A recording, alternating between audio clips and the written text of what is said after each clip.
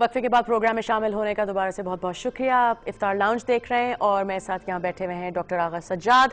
एक कॉल भी है हमारे लिए। अस्सलाम वालेकुम जी। वालेकुम अस्सलाम। सोनिया कैसी हैं? बिल्कुल ठीक हूँ। शैला जी आप कैसी हैं? मैं बिल्कुल सही।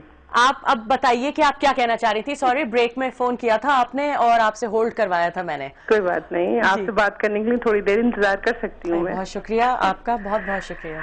बहुत दिनों बाद आपसे बात हुई, अच्छा लगता है। आपका शो देखती रहती हूँ। शुक्रिया। आप जो करती हैं। अभी आजकल तो सैलाब जदगान के बारे में ही कुछ कहना चाहूंगी मैं। इसके बाद में डॉक्टर साहब से भी मेरा एक सवाल है। जी जरूर। मैं बस ये कहना चाहती हूँ लोगों से कि बातें करने का वक्त गुजर गया। आप जो करना चाहते हैं वो प्लीज अमली और प्रैक्टिकली अब आके कीजिए उनके लिए, जो भी आप करना चाहते हैं। मैं एक हाउस वाइफ हूँ, मेरे ऊपर पूरे घर की जिम्मेदारी है, लेकिन मैं फिर भी तैयार हूँ कि मैं वहां जाके उनके लिए कोई कलेक्शन करके वहां जाके उन्हें पहुंचाऊं, और अगर किसी कैंप में मुझे काम करना पड़े तो उसके लिए भी मैं तैयार हूँ। बिल्कुल। तो ये जज्बा होना चाहिए अब। और डॉक्टर साहब अस्सलाम वालेकुम। वालेकुम सलाम। डॉक्टर साहब मुझे सर्वाइकल का प्रॉब्लम है जी। अभी रमजान के हवाले से बात हो रही है। ज़ाहिर में एक हाउस वाइफ हूँ जैसे मैंने कहा, तो आजकल आपको जब इफ्तार के लिए मुझे काम करना पड़ता है बहुत ज्यादा कटिंग का, तो मुझे बहुत हो जाती है तकलीफ। उसका कोई अगर कोई हल या इलाज है तो? पूरी मेडिकल हिस्ट्री लेनी पड़ती है, लेकिन ये है कि आप सहरी इफ्तारी में रेगुलर पेन किलर्स खाएं जो भी आपको डॉक्टर ने प्रिस्क्राइब किए हैं। ये नहीं सोचे अभी दर्द नहीं हो रहा तो नहीं खाऊं। यूजुअली सिर्फ पेन नहीं होता है, पेन के एसोसिएटेड पट्टों में या जॉइंट्स में थोड़ी स्वेलिंग भी होती है। और जो पेन किलर्स होते हैं वो न सिर्फ पेन बल्कि काफ़ी औकात स्वेलिंग भी कम करते हैं। तो इससे अगर आप उनको रेगुलर बेसिस पे खाएंगी आपका ट्रीटमेंट बहुत अच्छा होगा और इंशाल्लाह आपको पेन नहीं होगा।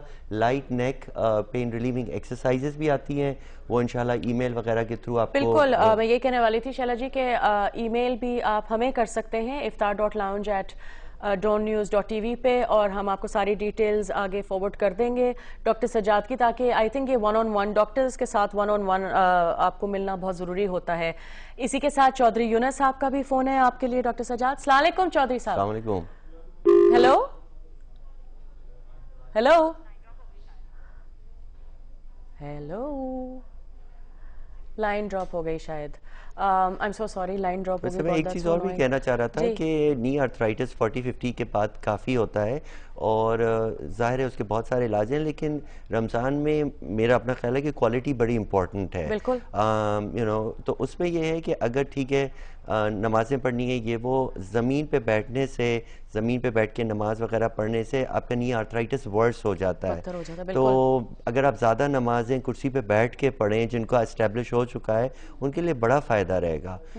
इसी तरह बैक पेन और वगैरह जो आर्थराइटिस वगैरह से एक और बात मैं आपसे बात पूछना चाहूंगी जल्दी से, कि जो लोग यहाँ बिलीव करते हैं कि आप जमीन पे सो जाएं और चटाई पे सो जाएं वो बेहतर है, मैंने सुना है वो बहुत बुरा होता है। एक और कॉल भी आपके लिए डॉक्टर सज्जाद। साजिद अली साहब हैं। अस्सलाम वालेकुम साजिद साहब। अस्सलाम वालेकुम। Hello hello. आज पता नहीं क्या हो रहा है, लाइंस ड्रॉप हो रही हैं। आई एम सो सॉरी जी, फिर से लाइन ड्रॉप हो गई है। जी यही आप कह रही थी। ये बिल्कुल आजकल मना कर दिया गया, the bed should be firm, जमीन पे ना सोएं प्लीज बैक पेन वगैरह के साथ। और एक्चुअली सॉफ्ट भी नहीं होना चाहिए, हार्ड भी नहीं होना चाहिए। टिपिकल बैक में, नेक में कहीं भी आर्थराइटिस होता है वो शुरू में बड़ा वर्स होता है। तो अगर आप छोटी छोटी अगर किसी को कॉल है, मैं इसलिए जल्दी लेना चाह रही हूँ डॉक्टर साहब, लाइन ड्रॉप ना हो जाए। अस्सलाम वालेकुम जी, आमिर साहब बोल रहे हैं कराची से। नहीं, मैं साजिद फारूकी बात कर रहा हूँ कराची से। साजिद साहब जी अस्सलाम वालेकुम, कैसे हैं आप? वालेकुम अस्सलाम, अल्हम्दुलिल्लाह ठीक ठाक है। मैं डॉक्टर साहब से कुछ बोलना चाह रहा था। प्लीज प्लीज बोलिए, इसीलिए तो बैठे हुए हैं डॉक्टर साहब। जी जी जी। अपना डॉक्टर साहब मैं आपसे कहना चाह रहा था कि जो पेशेंट होते हैं जो डेकाट्रोन काफी टाइम से इस्तेमाल कर रहे होते हैं उनके फिर जोड़ों में दर्द हो जाता है जी, तो इसके लिए कोई तजवीज बताएं आप कि डेकाट्रोन से भी निजात मिल जाए और जो पेन होता है उससे भी रिलीफ हो जाए। डेकाट्रोन क्यों इस्तेमाल कर रहे हैं? डेकाट्रोन की वजह यह है कि काफी टाइम से जो है एलर्जी मेरी एलर्जी की वजह से वो इस्तेमाल किया जा रहा था। अच्छा, वही देख के आपकी कुछ चीज़ें, आजकल काफ़ी दवाएं ऐसी आई हैं जिनको हम आहिस्ता आहिस्ता डेकाड्रॉन कम करके दूसरी दवाई इंट्रोड्यूस कर सकते हैं। लेकिन इतनी सिवियर एलर्जी थी कि आपको डेकाड्रॉन खानी पड़ी।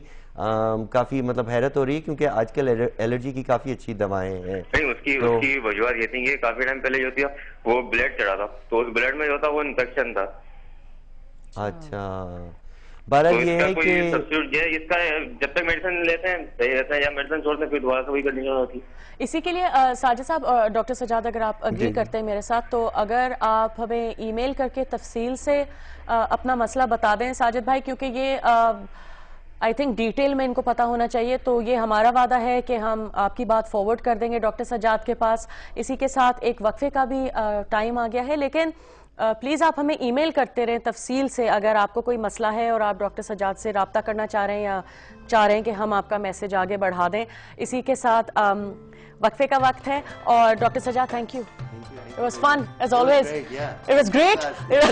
इसी के साथ छोटा सा वक्फा, दूर मत जाइएगा, जल्दी से वापस आ जाइएगा। Thank you.